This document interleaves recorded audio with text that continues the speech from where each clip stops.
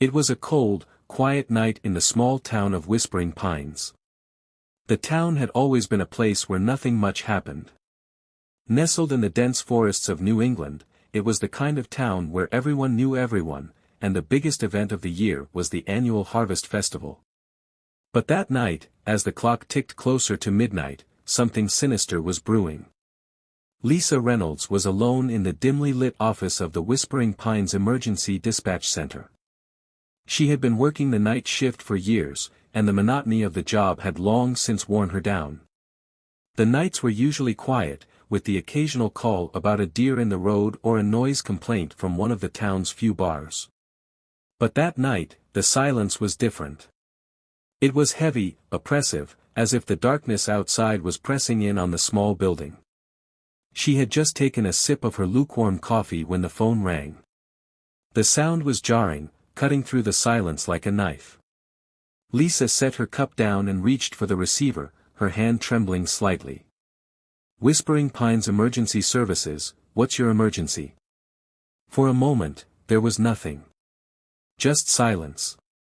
Then, she heard it, a faint, muffled sobbing. Hello? Can you hear me? Lisa asked, her voice tinged with concern. The sobbing continued, growing louder, more desperate. Then, finally, a voice came through. It was weak, trembling with fear. Help me, please, he's coming. Lisa's heart skipped a beat. Ma'am, I need you to stay calm. Can you tell me where you are? There was a pause, followed by a shaky breath. I'm in the old Blackwood house, please hurry, he's coming. The Blackwood house. The name sent a chill down Lisa's spine. The old mansion on the outskirts of town had been abandoned for years, ever since the tragic death of its last owner, Harold Blackwood. The townspeople said the house was cursed, that something evil lurked within its walls. But those were just stories, weren't they? Ma'am, I'm dispatching an officer to your location right now. Stay on the line with me, okay? Can you tell me who is coming? Who is after you? The line crackled, and the woman's voice grew more frantic. It's him, the man, he has no face, oh God, he's here.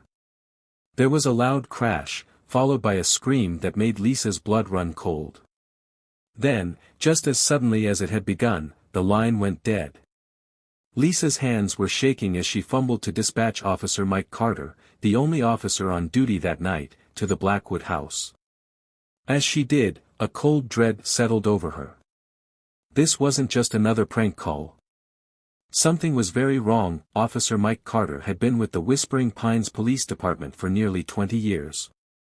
He had seen his share of strange things, but nothing had ever rattled him like the call he had just received from Lisa. The Blackwood house.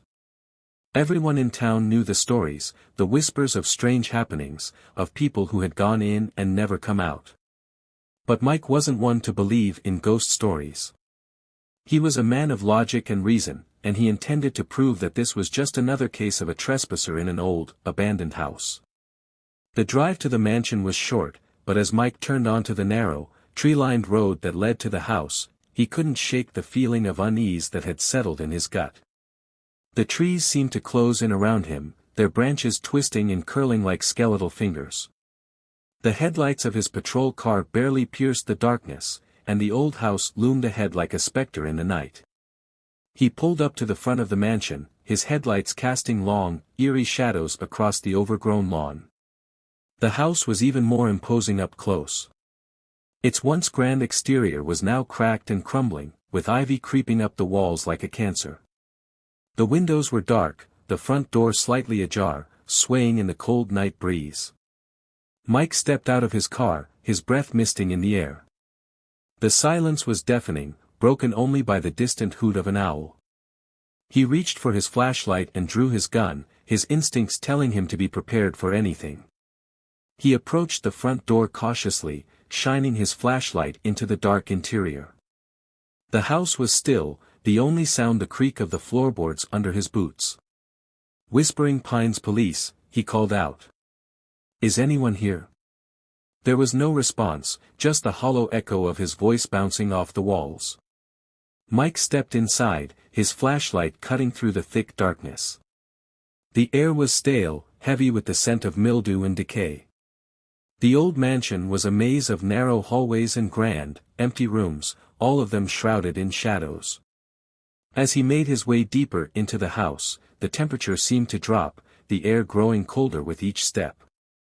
Mike's breath came out in white puffs, and a deep sense of unease settled over him. He couldn't shake the feeling that he was being watched. He turned a corner and found himself in what had once been a grand parlor. The walls were lined with dusty, decaying portraits, their eyes following him as he moved. The furniture was covered in white sheets, giving the room the eerie appearance of a tomb. "Hello?" he called out again, his voice wavering slightly. "Is anyone here?" Then he heard it, a faint, almost imperceptible sound. It was coming from the far end of the room, from behind a large, ornate door that led to the basement. The door was slightly ajar, and from the darkness beyond, Mike could hear the sound of something moving, something wet and slithering. He approached the door slowly, every instinct in his body screaming at him to turn back. But he couldn't. He had to find out what was happening, who had made that call. He pushed the door open with the barrel of his gun and shined his flashlight into the darkness. The stairs leading down to the basement were steep and narrow, the wood creaking ominously under his weight as he did. The air down here was even colder, damp and thick with the scent of rot. At the bottom of the stairs, the basement opened up into a large, cavernous space. The walls were lined with shelves filled with old, rusted tools and dusty jars filled with who knew what. But it was what lay in the center of the room that made Mike's blood run cold.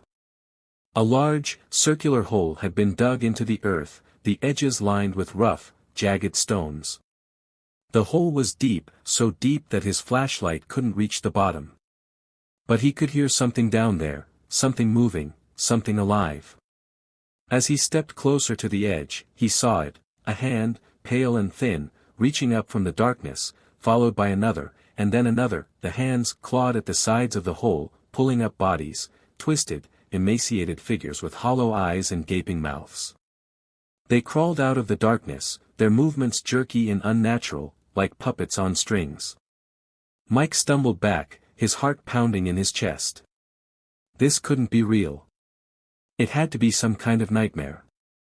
But the figures kept coming, dragging themselves out of the hole, their bony fingers reaching for him. And then he saw it, the thing that had no face. It was tall, impossibly tall, its body a twisted mass of shadows and tendrils. Where its face should have been, there was nothing, just a smooth, featureless void. It moved towards him with an unnatural speed, and Mike turned to run.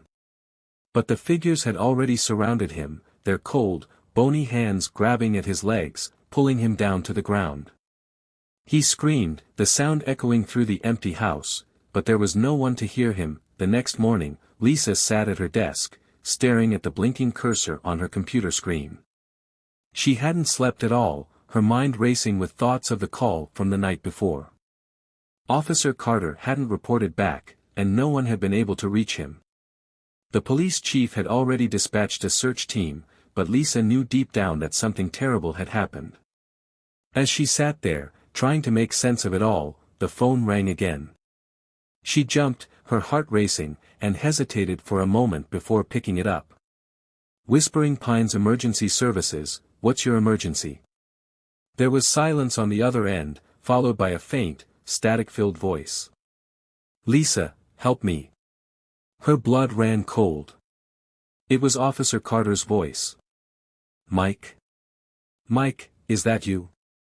Where are you? The voice crackled again, barely audible. The basement, it's in the basement, don't come, it's too late. And then the line went dead. Lisa's hands were shaking as she hung up the phone. She knew she should call for help, tell someone what she had just heard. But something compelled her to go to the Blackwood house herself, to find out what had happened to Officer Carter.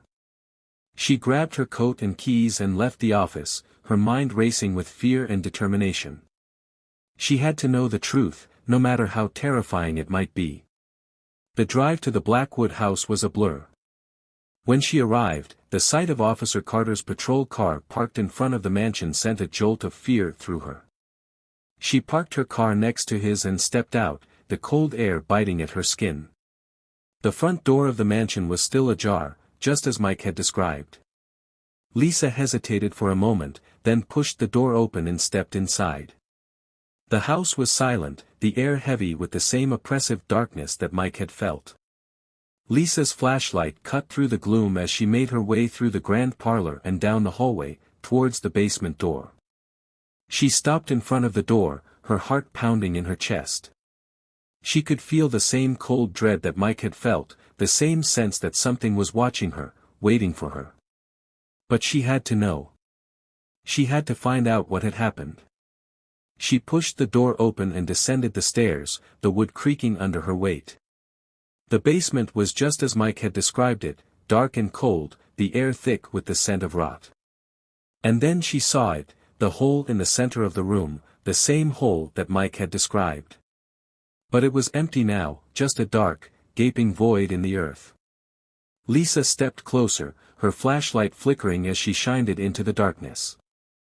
There was nothing there, no sign of the figures that Mike had seen, no sign of the faceless man. But then, from the darkness of the hole, she heard it, a faint, whispering voice, calling her name. Lisa. Lisa. She stumbled back, her heart racing, and turned to run. But before she could reach the stairs, the basement door slammed shut with a deafening crash, plunging the room into darkness. Lisa screamed, the sound echoing through the empty house, but there was no one to hear her. 2 weeks later, the residents of Whispering Pines gathered for the funeral of Officer Mike Carter. His body had never been found, but the town had mourned him as if he had been a member of their own family. The loss was felt deeply, especially by Lisa, who had been the last person to speak to him before his disappearance. Lisa had returned to work at the emergency dispatch center, but she was never the same.